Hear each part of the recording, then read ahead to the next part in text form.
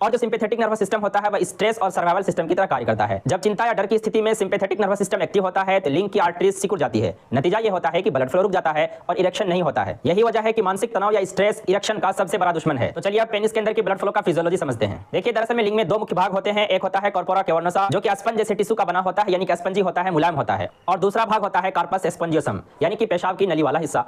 अब जब artery relax होता है तो तेजी से खून कॉर्पोरा कैवर्नोसा में बढ़ता है और यह खून ट्रैप्ड रहता है क्योंकि वेन बंद हो जाती है, क्योंकि उसमें क्या होते हैं, वाल्व होते हैं। परिणाम स्वरूप पेनिस में हार्डनेस और सस्टेनेबल इरेक्शन होता है। लेकिन अगर रक्त नहीं पहुंचा या वेन समय से पहले खुल गई तो इरेक्शन ढीला पड़ जाएगा। अब बात कर लेते हैं कि मॉर्निंग इरेक्शन क्यों आता है। दरअसल में जब हम रात में सोते हैं तो रात की नींद में कई बार हम REM स्लीप में जाते हैं। It means rapid eye movement sleep, यानी कि गहरी नींद वाली स्लीप को REM स्लीप या रैपिड आई मूवमेंट स्लीप, जिसमें कि हम सपने देखते हैं। इस दौरान पैरासिम्पैथेटिक सिस्टम पूरी तरह से एक्टिव होता है, टेस्टोस्टेरोन हार्मोन का लेवल हाईएस्ट या पीक लेवल पर होता है और शरीर किसी भी मेंटल स्ट्रेस से फ्री होता है। जाहिर सी बात है कि जब हम जगे हुए होते हैं तो उस हालत में जितनी स्ट्रेस होती है नींद की हालत में बहुत ही कम हो जाती है, यानी कि ना के